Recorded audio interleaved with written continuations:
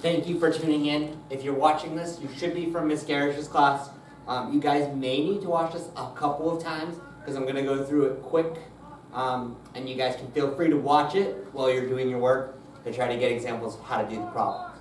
So starting out, we went over some time words. So you can see up here we have decade, eternity, hours, minutes, weeks, days, seconds, milliseconds, a couple of times, clock. But the ones we're going to need to focus in on are for a race will be hours, minutes, and seconds. Hours, it's a pretty long race, mostly minutes and seconds, particularly in our example where we're running a 10K. If you're spending more than an hour running a 10K, it's probably pretty rough. Sometimes there'll be like hundredths of a second and tenths of a second, and that'll be one of the few times you actually get to use the base 10 stuff. But how long is a second? Second's usually 1/1000. Saying that. So pretty quick. You're always going to have 1 for a second. Second is the bottom unit. You can break it up into tenths of a second and hundredths of a second, but it ends up being a little bit more. And they do it sometimes for like sprint races, like swim, the 50-meter swim, or the 10,000 or the 100-meter run in the Olympics. The fastest races will often need like tenths of a second and hundredths of a second because everybody's going really fast. But for our purposes, we're doing longer distance, so down to a second will be perfectly fine. 60 seconds in a minute. Again, stuff you guys probably learned back in kindergarten, first grade. 60 minutes in an hour. This is going to be important though on this one because we are going to be converting. Some other times, 24 hours in one day, 7 days in a week, 28 to 31 days in a month, depending on the month, and then 365 and 1/4 day in a year. All of these times are going to actually be the same times we use. We use the metric time. There's not really a non-metric time, but we do use the metric time, but it doesn't fit like the other metric stuff does. It's actually off of this 60. And it has to do with the amount of hours in a day, and it's all based off of the rotation and stuff for the sun. All science-based reasons, but because of that, our time is kind of stuck in a certain way. We can't make it base 10 to make it easy like the other stuff. So there is going to be some difficulty when you calculate this. You can't just set up base 10. So minutes, if I have 1 minute, how many seconds do I have? 60. We just got that. If I have 2 minutes, how many seconds? Oh, 120. I can just add 60 going down. 3 minutes, 180. 4 minutes, 240. And then it looks kind of the same thing when I do hours and minutes. 1 hour, 60 minutes. 2 hours, 120 minutes. 3 hours, 180 minutes. 4 hours, 240, again. Now if I want to know how many seconds are in 4 hours, I could end up doing this times this. So it would end up being that it have to then go up to 240. We'll get one of those. That'll be okay. How many seconds are there in 5 minutes? So we did that first part. We can go through and do it in a similar way where we go up and count up by 5. So the 60, the 120, the 180, the 240 that we already did. And then adding on the 60, we get to 300. But the quicker way, and often the way you'll show your work if you're doing this quick, is I have my minutes. I know that there's 60 seconds in a minute, so that's going to be my 60. And then I know I'm going to 5 minutes here. It's asking me to go to 5 minutes. So I'm going to go to 5. I'm going to draw my arrow times 5 to get there. And then I'm going to do the same thing to the other side. 60 times 5. Doing it really quick, take off my 0. 6 times 5 is 30. Add on my 0 after. I get 300. And that's my answer. Quicker way to do it. Don't have to do as much writing. I can just use my memorization of facts to get there. Again, took off the 0. 6 times 5, 30. Put the 0 back on at the end. And I get there. How many minutes in 6 hours?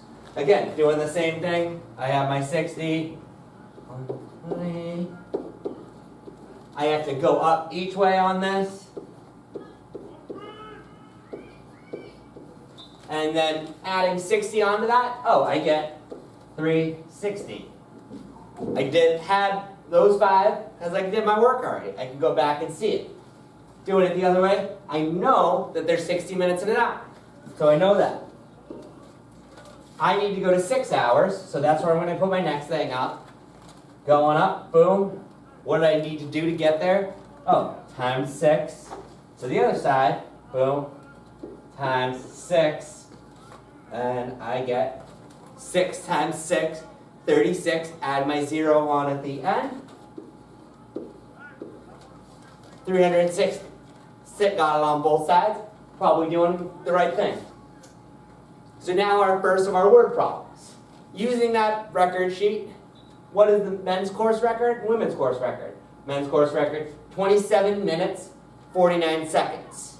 It'll look like that. Same way as we write a digital. If there was an hour, I'd write like the hour there. But there's not in this situation, so don't worry about it. But they're asking me, how much faster is the men's record than the women's record?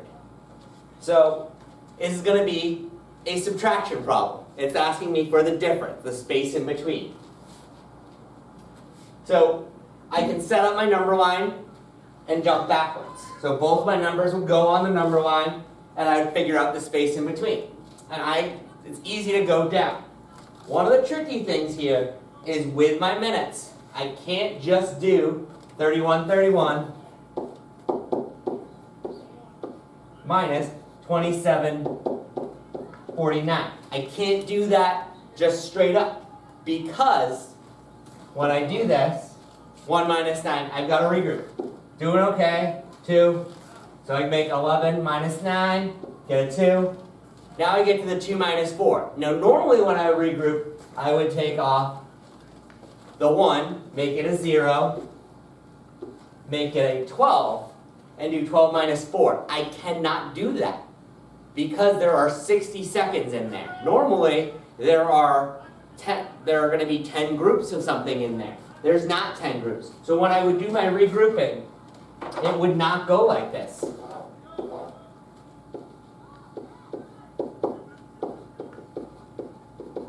For setting up my standard algorithm, I'd have to do 31 minus 27:49. Now this spot I'm okay, because there's 10 seconds in that spot. So I can still regroup to there to get that 2. Now when I regroup here, because I can't take 4 away from 2, my 1 becomes a 0 still. But what I add on is I add on a 6, because it's 60 seconds going in. So my 2 becomes actually an 8. 6 plus 2. So 8 minus 4 then gives me 42. And I have 30 minus 27. Oh, okay, 342. And if you look below, it works. So I took 11 seconds to get there. A minute, jumped up by my minutes, and then up by 31, using my number line. So then I'd add it up. My seconds get added to each other. So 31 plus 11 gets me 42. My 42 seconds. And then my minutes, 1, 2, 3. 3 minutes. 3 minutes and 42 seconds. I got the answer both ways. I'm right. Now, this is another example of if something, they're asked how long, what time it will end. So if a 10K race starts at 7:30, it took a runner 54 minutes and 15 seconds to finish. What time would the runner finish? So 7:30 is going on my number line. At the start of it, because I'm going to keep going through time. Can only go through time in one direction. So 7:30 is when it starts. And it's taking me 54 minutes and 15 seconds. So I'm going to break up my 54 minutes because it's going to make it easier. So I'm going to add the first half hour. That's going to bring me to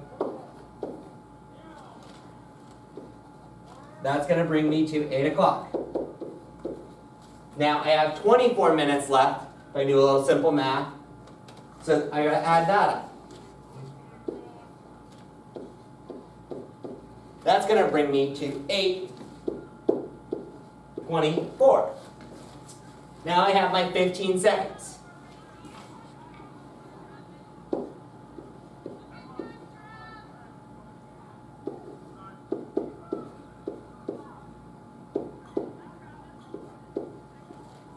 So 8:24 and 15 seconds is where I'm going to finally finish. Assuming that I started exactly at 7:30. Which I do because they don't tell me otherwise. So assuming that, I get to 8:24:15. This one's super easy to do with a number line. Gets a little more challenging to do without it. But I could say, okay, add my 30 minutes and get up to 8 o'clock, add my 24. I don't need to have the number line, but I do want to think that way to do this problem. The runner finished the race at 10:15, and it took her 55 minutes to run. When did this race start? So a couple people, when we were doing this in class, figured out, oh, 55 minutes is 5 minutes less than an hour. So I could set up my thing to start 10, 15. I go 60 minutes. That gets me to 11.